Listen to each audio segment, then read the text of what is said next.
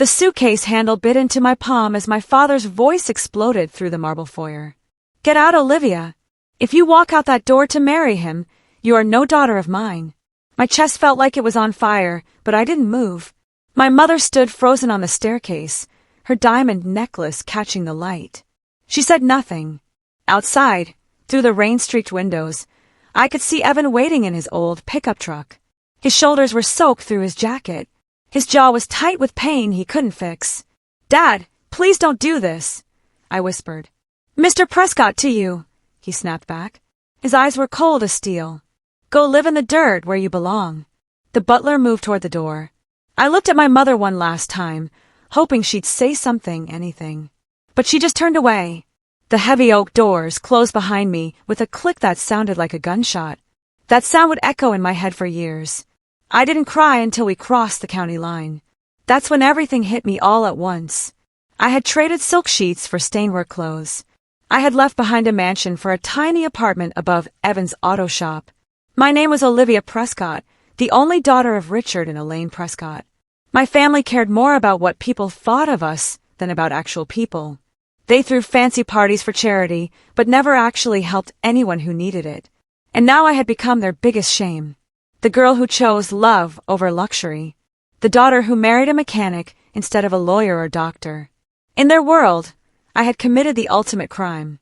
I had fallen in love with someone real. Evan reached over and squeezed my hand as we drove through the rain. "We're going to be okay," he said quietly. I wanted to believe him. I had to believe him.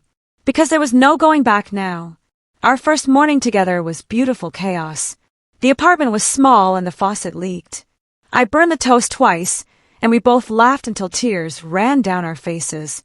Evan wrapped his arms around me in that tiny kitchen and whispered, "We'll build our own kind of empire. Just you and me." The way he said it, I knew he meant every word. That was the first time I truly understood that love could feel richer than money. My father had always told me that comfort came from bank accounts and property.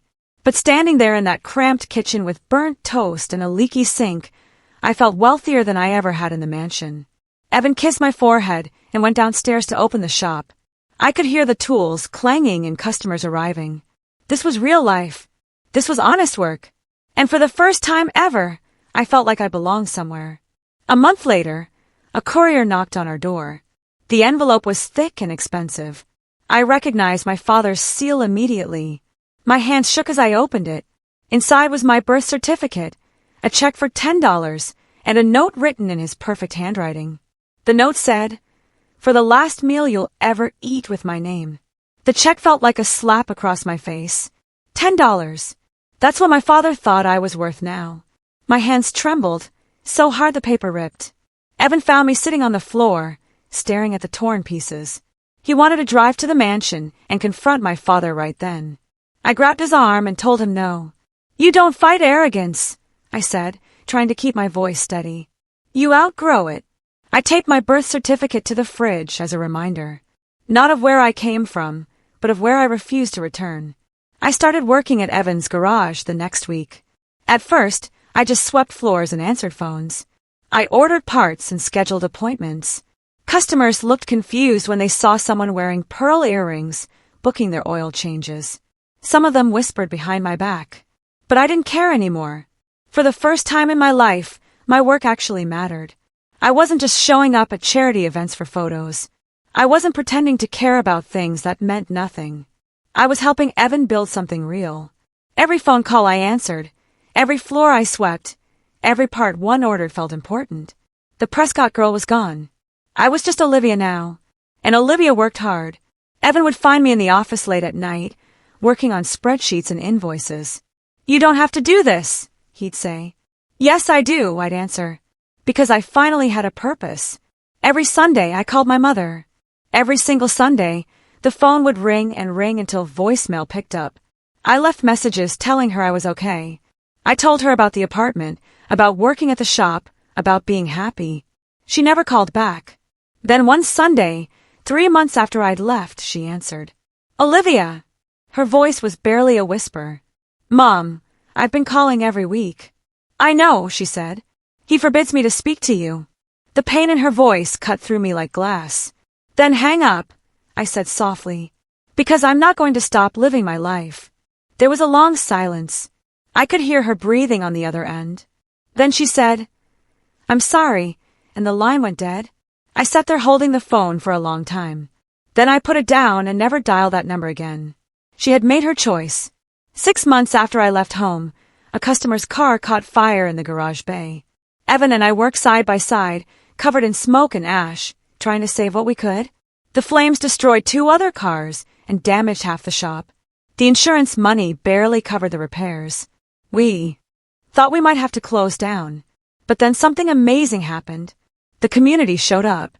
Local businesses donated money. Customers brought food and supplies. People we barely knew helped us rebuild. That night, as Evan and I swept through the ash and wreckage, I realized something important. My father had always said that money built empires. But he was wrong. Money built walls. Kindness built foundations. And we were building something that would last. Evan pulled me close, both of us covered in soot. Still glad you married beneath your status? He asked with a tired smile. I kissed him hard. Every single day. A local journalist named Marcus wrote a story about us. The headline read, Young couple rebuilds small-town garage after fire. He talked about how we'd lost everything and how the community had rallied around us. He mentioned that I'd left behind a wealthy family to marry for love. The article went viral online. Thousands of people shared it. We got messages from all over the country, people saying we inspired them. Then, exactly 1 week after the article published, a lawyer showed up at the shop. He handed me an official letter from my father's legal team. It was a cease and desist notice. They accused us of defaming the Prescott family brand and using the family name for personal gain. I read it twice, then started laughing. I laughed so hard I cried. Evan looked worried until I explained. My father still thought his name had power over me. He still believed he could control my life from his mansion. But he couldn't. Not anymore. Evan started drawing up plans to expand the garage. He wanted to add a detailing section and hire a second mechanic. He sketched designs on napkins during dinner. His eyes lit up when he talked about the future. I stayed up late every night researching small business loans and grants. I filled out applications and wrote proposals. I used everything my father had taught me about business, every skill I'd learned watching him negotiate deals. The irony wasn't lost on me. Every rejection letter hurt. Banks turned us down because we didn't have enough collateral. Grant programs said we didn't meet their criteria. But every no just made me more determined. Every closed door taught me something new. I kept a folder of all the rejection letters. Someday I told myself I'd frame them. They were proof that we'd earned everything we had. Nothing had been handed to us. 1 year after I'd walked out of my father's house, we broke even for the first time. We didn't owe anyone money. Every bill was paid. Every debt was cleared. I framed the first check we didn't have to sign over to creditors. It was only $327.19, but it felt like $1 million. That night, Evan took me to the diner where we'd had our first date. We ordered the cheapest items on the menu because we were still being careful with money. But we were happy. Truly, completely happy. Your father was wrong about me, Evan said, reaching across the table. No, I corrected him. My father was wrong about everything that actually matters. We toasted with cheap coffee and chipped mugs. And in that moment, I felt richer than I ever had growing up in that cold marble mansion. A customer named Patricia invited us to the Prescott Foundation's annual charity gala. She was on the board and had extra tickets. I hadn't been back to one of my father's events since the day he threw me out. Evan said we didn't have to go. But I wanted to.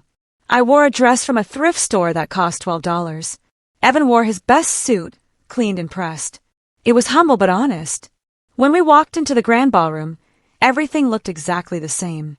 Crystal chandeliers, string quartet, tables covered in white silk. My father was giving a toast when he saw me. His wine glass froze halfway to his lips. His eyes went wide with shock, then narrowed with anger. He set down his glass and said one word to the security guard. Out! The crowd went silent. Everyone stared at us. My mother looked away. I smiled, took Evan's hand, and said loud enough for everyone to hear. You're right, Dad. We don't belong here. We belong somewhere real. 3 weeks after the gala, we were sued. My father's lawyers claimed that using Prescott Auto violated his family trademark. The journalist had called us that in his article. We hadn't even chosen the name ourselves. But my father didn't care about facts. He wanted to hurt us. We had to hire a lawyer we couldn't afford. We lost money, fighting a battle we shouldn't have had to fight. The stress kept me up at night, but we refused to give up. In the end, we changed the name to Brooks Motorworks. We used Evan's last name instead. My father thought he'd won, but all he'd done was help us create something entirely our own.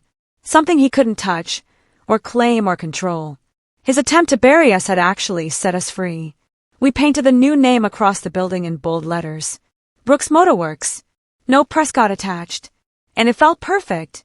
3 years after leaving home, we bought our first house. It was small, with a sunny kitchen and a backyard just big enough for a garden. It wasn't a mansion. There was no marble, no grand staircase, but every inch of it was ours. We'd earned every payment. On moving day, Evan kissed me in the driveway. He still had grease on his cheek from working that morning. Still beneath their status, he asked with that smile I loved. Only if you measure worth in marble, I said. That night, we sat on the floor of our empty living room eating pizza from the box. We didn't have furniture yet. We didn't care. The house echoed when we left. It was the most beautiful sound I'd ever heard. This was home, not because it was big or expensive, but because it was built on love and hard work and truth. My mother showed up one afternoon without warning. I was working in the garage office when I saw her car pull up.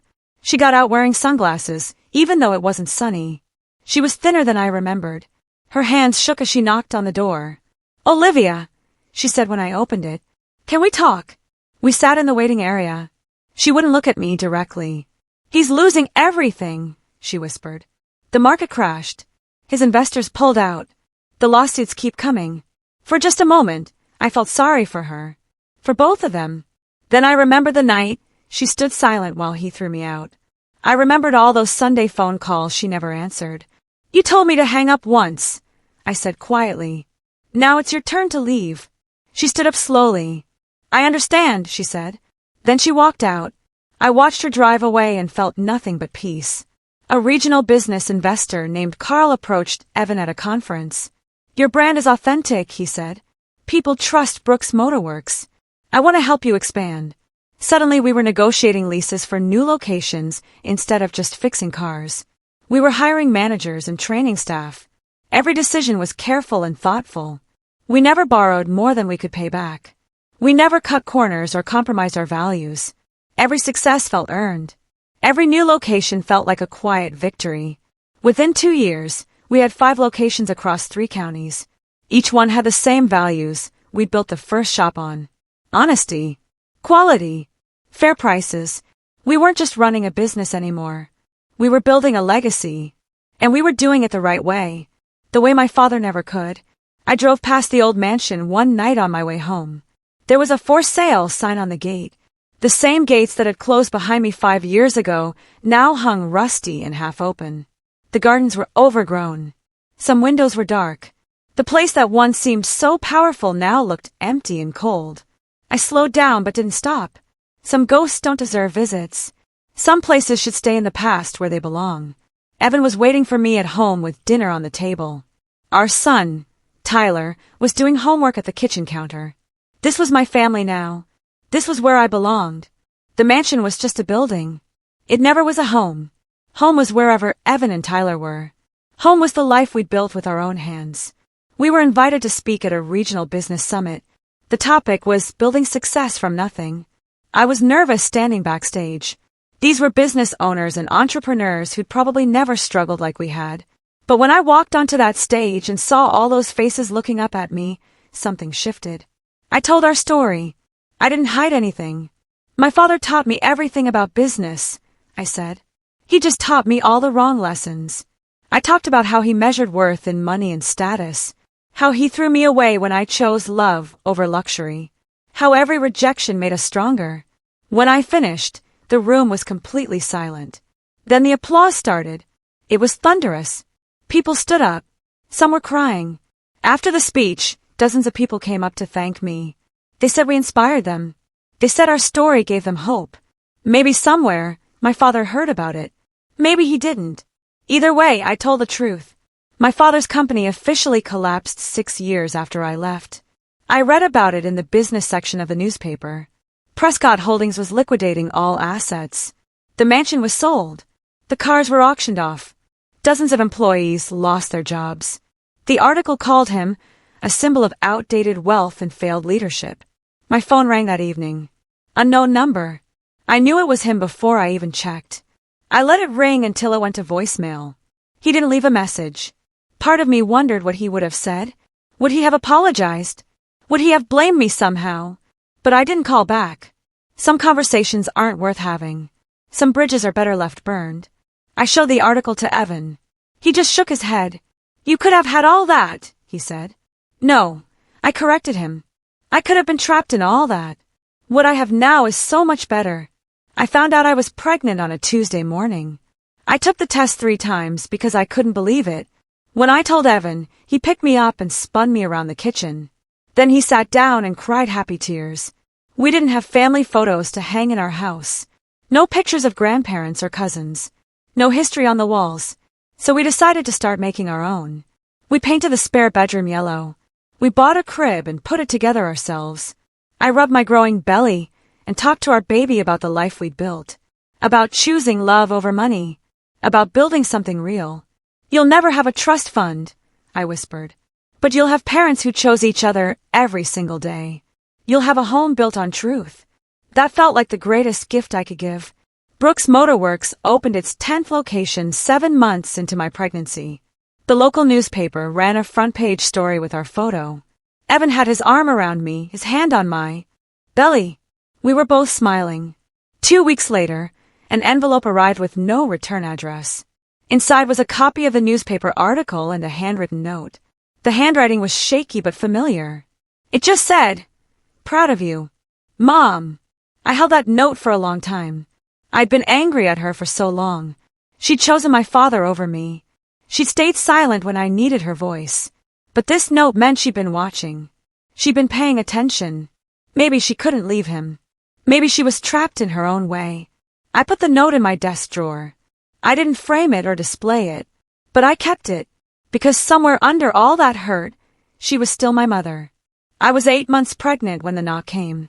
I was at the main office doing paperwork. Evan was meeting with a potential customer in the lobby. Through the glass wall, I saw a man walk in. He was thin and older, wearing a suit that didn't fit quite right anymore. He asked the receptionist something. She pointed toward Evan.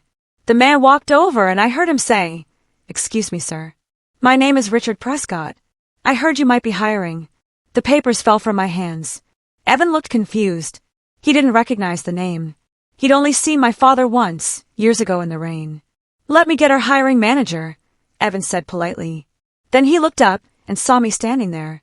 Our eyes met across the room, and my father slowly turned around. Recognition hit his face like a wave. His eyes went wide. His mouth opened but no sound came out. He looked older than I remembered. Smaller somehow. The power he'd carried like armor was completely gone. "Olivia," he finally whispered. "You look well." I walked toward them slowly. My hand rested on my pregnant belly. I met his eyes without fear. Without anger. Just calm. "I am well," I said. "Because I stopped needing your approval a long time ago." He flinched like I'd slapped him. Evan stood between us. Protective but quiet. He was letting me handle this my way. "I need work," my father said. His voice cracked. "I have skills. Experience. I can fill out an application," I said evenly. "We'll review it like any other candidate." His face showed everything. Pride. Shame. Desperation. Hope. But I felt nothing but peace. My father sat in the waiting area filling out the application. His hands shook as he wrote. Under previous employer, he wrote, "Prescott Holdings, dissolved." Under references, the space was blank. Evan kept glancing at me, confused about who this man really was. I just squeezed his hand and whispered, "I'll explain everything later. Just treat him like anyone else." So Evan did. He took the application. He conducted a brief interview. He asked about skills and experience. My father answered each question quietly. He never once asked for special treatment. He never mentioned that I was his daughter. When it was over, Evan said, "We'll call you in a few days." My father stood up slowly. He looked at me one more time. "Thank you," he said, "for treating me fairly." I just nodded. Fair was all anyone deserved. Nothing more. Nothing less. We didn't hire him. Not because he was my father, but because his skills didn't match what we needed. Evan called him 3 days later with the news. I listened on speakerphone. "Mr. Prescott, we appreciate your interest, but we're moving forward with other candidates." There was a long pause. Then my father said, "I understand. Thank you for your time." That afternoon, he came back to pick up some documents he'd left. He walked into the office where I was working. We were alone for the first time in 7 years. "Olivia," he said, "please, I need to say—" "Dad," I interrupted gently, "I hope you find peace." "I really do." His eyes filled with tears. "I was wrong. About everything. About him. About you. About what matters." "I know," I said, "and I forgive you." He broke down then, right there in my office. I didn't hug him, but I handed him tissues and waited. When he finally left, he turned at the door one last time. "He's a good man," he said, meaning Evan. "Yes," I agreed. "He is." 1 year later, I watched my son Tyler playing in the garage while Evan laughed with our team. We just opened our 15th location. Business was good. Life was better. I walked past the wall where we hung awards and articles, newspaper clippings about our success, community service awards, photos of our growing family. At the center, I'd framed a quote and hung it where everyone could see. "Respect is earned, not inherited." Sunlight came through the windows and hit the glass just right. I thought about my father, wherever he was now. I thought about the mansion I'd left behind. I thought about the girl I used to be. Then I looked at Evan holding our son. I looked at the business we'd built with our own hands. And I whispered to myself, he measured worth in money and status. I learned to measure it in love and truth. For the first time in my life, I didn't feel banished or rejected or less than. I felt completely, perfectly free.